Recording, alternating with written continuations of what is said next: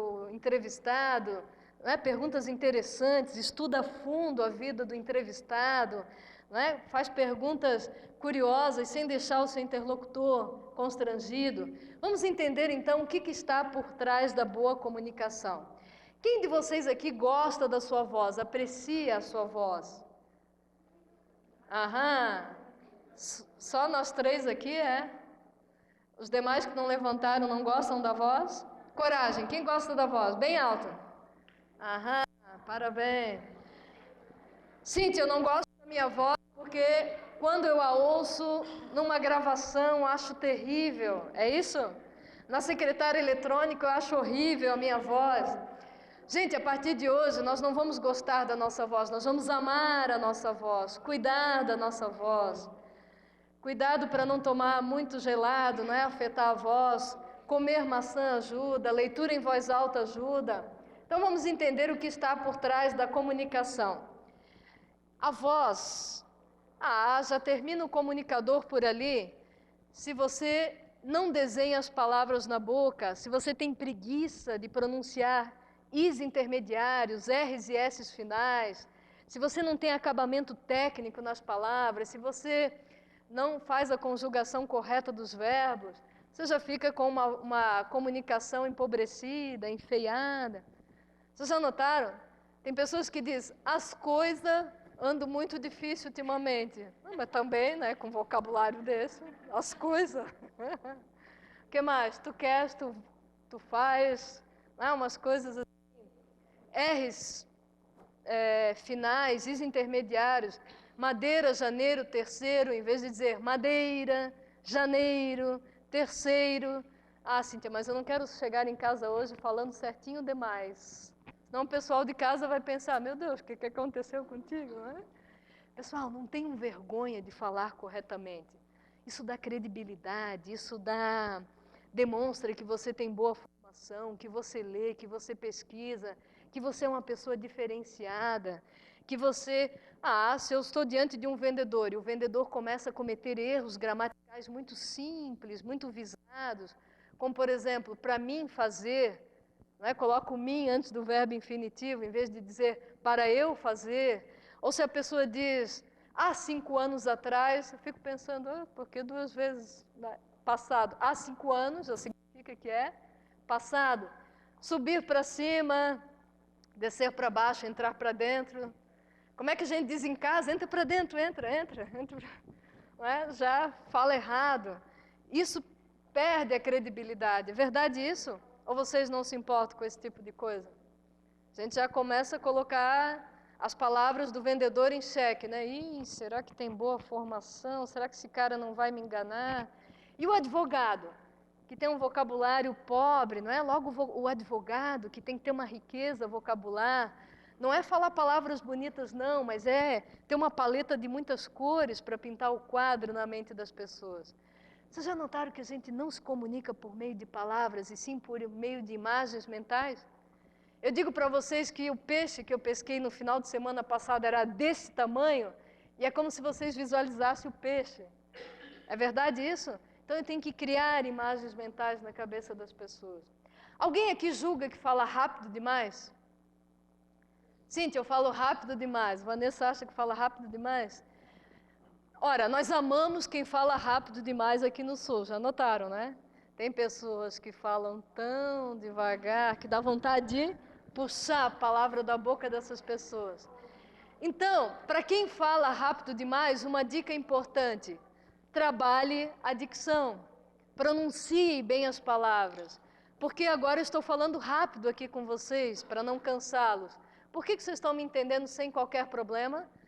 Porque eu estou trabalhando a dicção, pronunciando bem as palavras, fazendo a alternância. Então deem uma olhada lá, pessoal. O volume.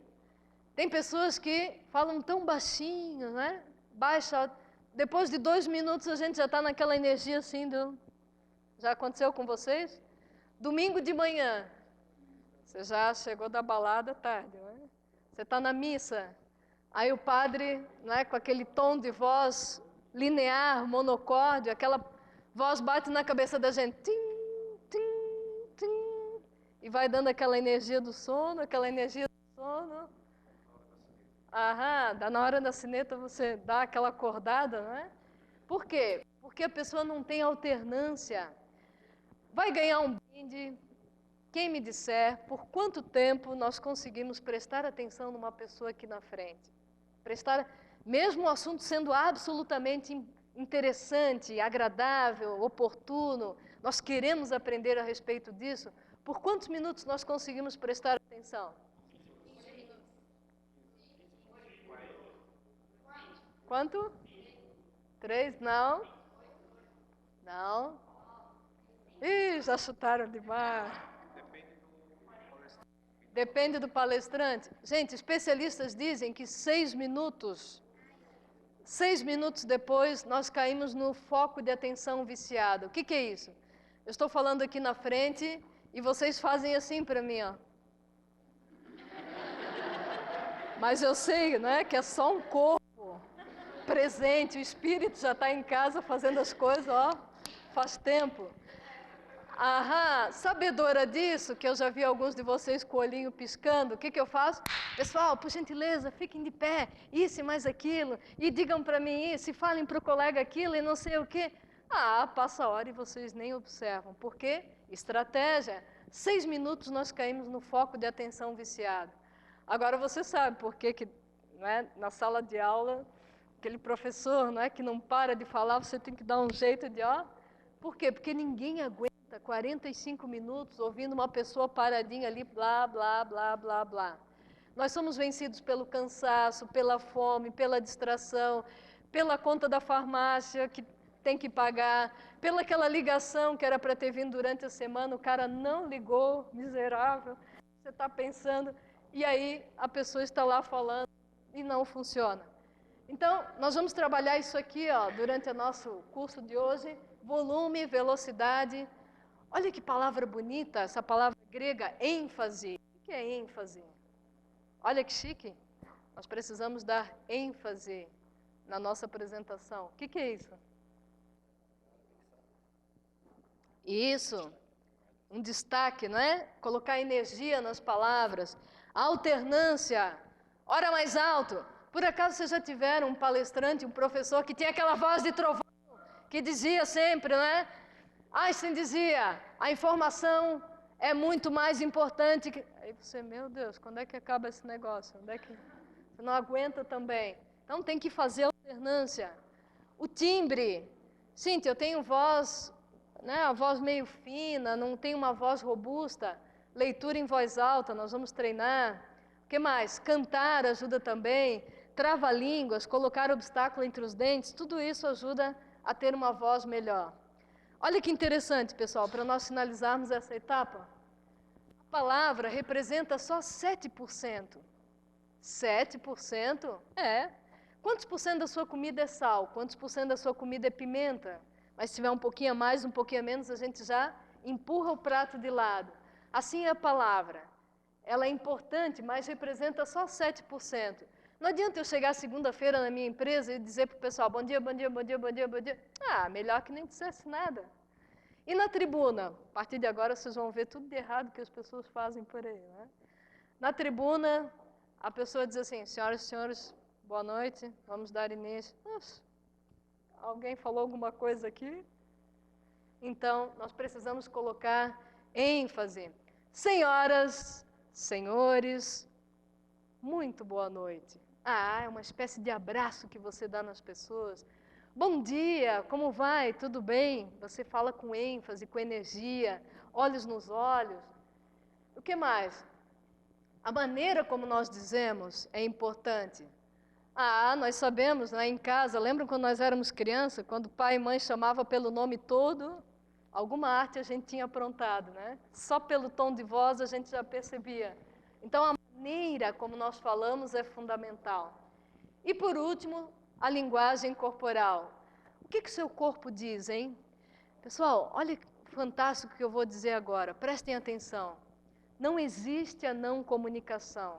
O fato de vocês estarem aqui nessa noite é uma comunicação fortíssima a respeito de vocês. E se vocês não tivessem vindo, seria uma comunicação? O que vocês acham? Exatamente. Se não tivessem vindo, também seria uma comunicação. É impossível não comunicar.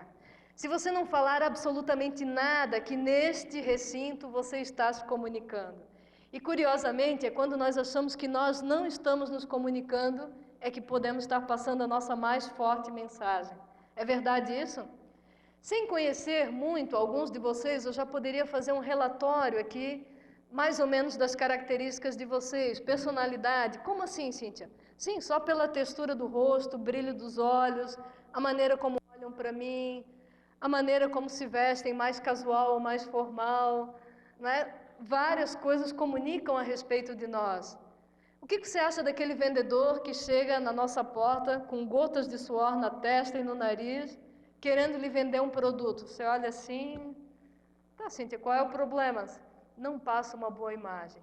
E aquele médico que acaba de lhe informar que a cirurgia da sua mãe foi maravilhosa, com o jaleco todo sujo de sangue. Você olha assim, como é que é?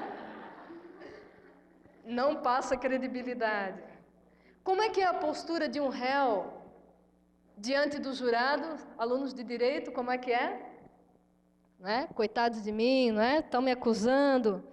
Olhem a entrevista com um criminoso na televisão. É um olhar sereno, semblante arejado, rindo para a câmera?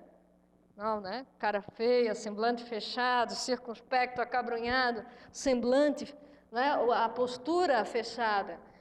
E aí que nós temos que fazer exatamente o contrário, não é? Ter uma boa postura.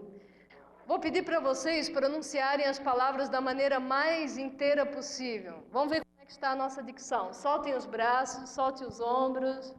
É isso.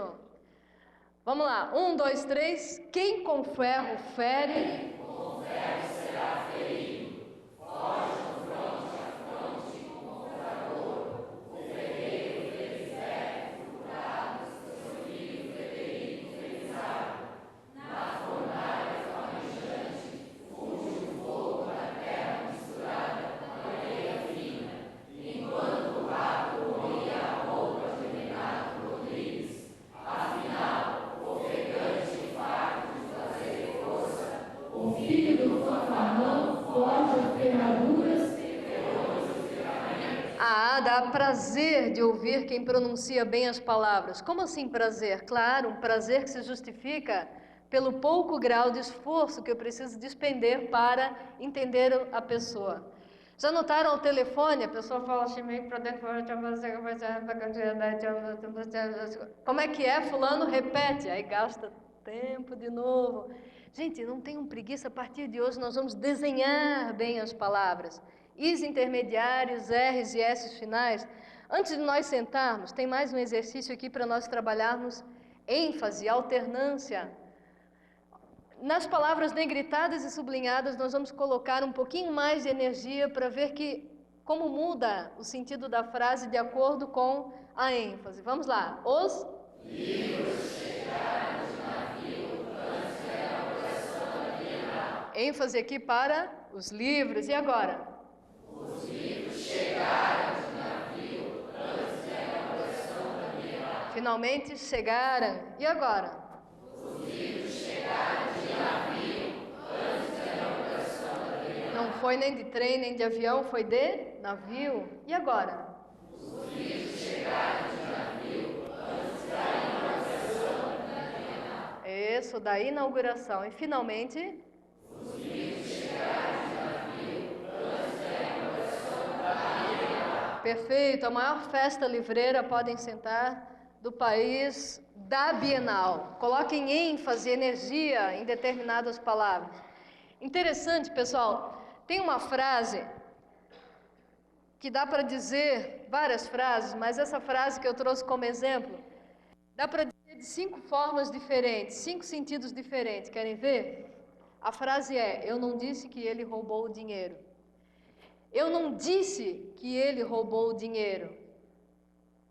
Quem foi que falou? Eu não disse que ele roubou o dinheiro. Quem foi que falou? Eu não disse que ele roubou o dinheiro. O que foi que eu fiz? Eu não disse que ele roubou o dinheiro. Quem é que roubou? Eu não disse que ele roubou o dinheiro. O que foi que ele fez? Eu não disse que ele roubou dinheiro. que foi então que ele roubou? Veja, dá para falar de 5 ou 6 sentidos diferentes só pela ênfase que eu dou nas palavras. Então nós temos que cuidar com isso. E aí, para finalizar a etapa da voz, o que nós precisamos evitar a todo custo? Falar como um robô em tom monocórdio. O que é tom monocórdio? Sempre no mesmo ritmo. Alguém costuma falar assim, sempre no mesmo ritmo? Cometer erros gramaticais. Que atire a primeira pedra quem não os comete. Nós precisamos cuidar com aqueles mais simples, mais visados. Engolir S's e R's finais. Falar com estridência. Aquela pessoa que fala sempre no mesmo tom e fala muito alto, né? Rapidamente cansa todo mundo. Não dá para aguentar esse tipo de comunicação. Embolar as palavras, a pessoa fala assim meio de boca fechada, já notaram? Ser prolixo ou monossilábico. Quem pode me explicar o que é isso? O que é ser prolixo? Isso, vai ramificando, ramificando. Quando vê, a pessoa tem dificuldade de voltar para o assunto central. Todo mundo tem um cunhado que é prolixo, né? Conta causos e causos na mesa do almoço, é terrível. E o monossilábico? O entrevistador do RH faz uma pergunta desse tamanho, e aí, como resposta, a pessoa diz: Quer dizer que você tem 15 anos de experiência nessa área? A pessoa diz: Perdeu a ótima oportunidade de falar das suas conquistas, dos seus projetos, né, dos ganhos que a empresa teve. Então, monossilábico também não serve. Organizar mal as ideias e expressar-se sem clareza e sem convicção. Respirar mal também. Tem pessoas que vêm tão nervosas, não é, para frente das outras. Nós vamos praticar depois um rápido exercício de respiração. Quando você tiver que fazer uma apresentação de imediato, não é, fazer um exercício para oxigenar todo o cérebro é fundamental. Pronunciar mal as palavras, falar muito depressa ou muito devagar. E os vícios de linguagem. Tá, né, ok, tá me entendendo, compreende como é, então... Alguém comete algum desses erros? Cíntia, como é que eu faço? Eu não sei se eu falo esse negócio aí ou não. Você tem um celular que tem gravador? Grave um pedacinho da sua fala. Ou peça para uma pessoa, não é, dar um feedback da sua comunicação. Eu fiz programa de televisão por 2 anos, e no primeiro programa de televisão reuni a família toda, né? Agora ouçam Cíntia Lopes falando no programa, eu toda embevecida com aquele programa. Quando eu comecei a ouvir os 10 primeiros minutos, eu já estava com a mão na cabeça. Cada frase que eu falava, né, tá, tá me entendendo, compreendes como é? Então, daí, gente, eu fiquei roxa de vergonha. Por quê? Porque eu não sabia que eu falava, não é, de tantos tiques e maneirismos. Então, nós precisamos realmente cuidar com essa prática. E no vocabulário? Precisamos evitar o palavrão e a gíria. Mas, Cíntia, todo mundo do meu grupo fala palavrão e gíria. Se eu não falar, eu sou um bichinho. Gente, palavrão e gíria rouba a sua credibilidade. Agora, digamos que a gente vai sair daqui a pouco e nós vamos lá no Alemão tomar um chopp. E aí alguém conta uma piada. Gostaram, né? Alguém conta uma piada e fala um palavrão. Faz parte da boa comunicação? Claro que sim, se não fosse o palavrão, a piada não teria sentido. Mas o nosso interlocutor tem que perceber que você está dentro de um contexto e não falando palavrão como se fosse uma vírgula. Alguém tem coragem de dizer qual é o palavrão que hoje se usa como uma vírgula? Melhor não, né? Palavreado técnico. Se todos nós aqui fôssemos estudantes de direito, você poderia usar a linguagem forense, né? Uma linguagem técnica. Como o público é heterogêneo, eu preciso cuidar para não usar palavras técnicas diante de pessoas que não foram preparadas para chegar às conclusões. Chavões e frases vulgares. Pessoal, eu sei certinho quem gosta de ler e quem não gosta de ler. Sabia?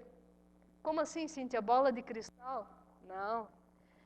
Se eu não gostasse de ler, eu chegaria para vocês aqui nesta noite mais ou menos assim: pessoal, que bom que vocês vieram para essa palestra, porque quem não se comunica... Vocês vão dizer, não estou acreditando. Isso a minha avó já dizia, chacrinha. Antes o pássaro na mão. Depende, se o pássaro na mão não for bom, melhor o que está voando, né? Quem espera? Vão esperando, vão esperando. Casa de ferreiro. Casa de ferreiro tem que ser espeto de ferro e da melhor qualidade, porque se a sua competência não servir para a sua casa, vai servir para onde? Com que propósito? Formatura, nós não aguentamos mais. O formando sempre com o mesmo blá blá blá. Este é o momento de alegria e de tristeza. De alegria por alcançarmos esse diploma e de tristeza por deixarmos os amigos. Foram muitas horas de sono perdidas, longe da família. O professor começa a arrancar o cabelo lá, vestido longo, ninguém aguenta mais esse tipo de coisa. Gente, busquem ajuda se você não conseguir construir um bom discurso de formatura. Cuidado com chavões e frases vulgares. As pessoas começam a perceber que você não tem nada de interessante para dizer. E por último, os tiques e maneirismos. Se vocês prestaram atenção em mim, notaram algum tique e maneirismo. Por quê? Porque todos nós temos alguns. Como é que a gente faz para trabalhar isso? Peça um feedback de uma pessoa, um amigo, uma câmera, enfim, qualquer coisa que lhe ajude a reconhecer, não é, que você tem tiques e maneirismo. E para nós finalizarmos, gente, a linguagem corporal. A linguagem corporal é 55%. O que você está comunicando para as pessoas por meio do seu corpo, hein? O que você comunica por meio do corpo? Cansaço. As pessoas idosas que andam assim, vocês acham que elas passaram a vida tendo pensamentos positivos, sendo uma pessoa expansiva? Como é que foi a vida delas? Está ali patente, não é? Que durante a vida delas, elas pensaram muito negativo, dificuldade. Como é que é a postura de uma pessoa de bem com a vida, alto astral, uma pessoa alegre, que encara a vida de forma diferente? Ombros equilibrados, sem afetação. Tem pessoa que parece que engoliu uma espada, já notaram? Andam mais ou menos assim. Também não funciona, passa arrogância. Então, o corpo tem que estar realmente de acordo com aquilo que nós queremos comunicar. Vou contar, pessoal, para nós finalizarmos essa teoria, uma partezinha da biografia de Gandhi. Já ouviram falar em Mahatma Gandhi? Uma senhora chegou com uma criança de 7 anos pela mão e disse: Gandhi, olha para o meu filho, eu não aguento mais. O Gandhi, o que foi? Meu filho não para de comer açúcar, os dentes todos estragados, está gordo, fora de forma. Aí Gandhi já ficou perturbado com aquilo. O que a senhora quer que eu faça? Não, eu vim aqui pedir humildemente para o senhor falar com ele, pedir para ele parar de comer tanto açúcar, que lá em casa não funciona mais. E aí Gandhi, muito sábio, muito inteligente, olhou para o menino, olhou para a senhora e disse: mas eu não estou pronto ainda, volta daqui uma semana. A mulher ficou meio aturdida com a situação, mas não ousou questionar o mestre. Foi para casa. Uma semana depois, Gandhi, fala com meu filho, por favor, o senhor já sabe do meu problema. Gandhi disse: não estou preparando ainda, volta daqui uma semana. A mulher ficou triste e voltou para casa. Uma semana depois, Gandhi, por favor, fala com meu filho, não para de comer açúcar. Gandhi disse: mas não estou preparado ainda, volta daqui uma semana. E aquela senhora era persistente, não é? Caminhou muitos quilômetros, debaixo de sol quente, escaldante, passou dificuldades e levou o filho para ajudá-lo. E aí, quando ela chegou na presença de Gandhi pela 4ª vez, Gandhi estava com o rosto iluminado, não é? Olhou para a criança, olhou para a senhora e disse: hoje eu estou preparado, por favor, filho, sente nessa cadeira. O menino sentou, olha nos meus olhos. O menino olhou e ele, com toda a assertividade: pare de comer tanto açúcar, não faz bem para você, você está me entendendo? O menino disse: claro que eu estou, então agora vai brincar.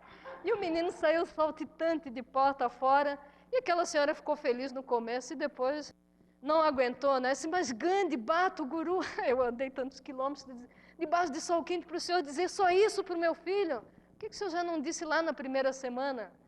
E aí Gandhi, não é, com aquele rostinho dele angelical, olhou para ela e disse: é que eu demorei todo esse tempo para deixar de comer açúcar. Gandhi sabia, não é, que algo muito mais do que as nossas palavras reverberam para as pessoas, o nosso corpo, o nosso fazer. Depois de um curso como esse, uma palestra como essa, você vai vir aqui na frente, começa a falar, começa a se sentir bem, as pessoas começam a gostar, você se sente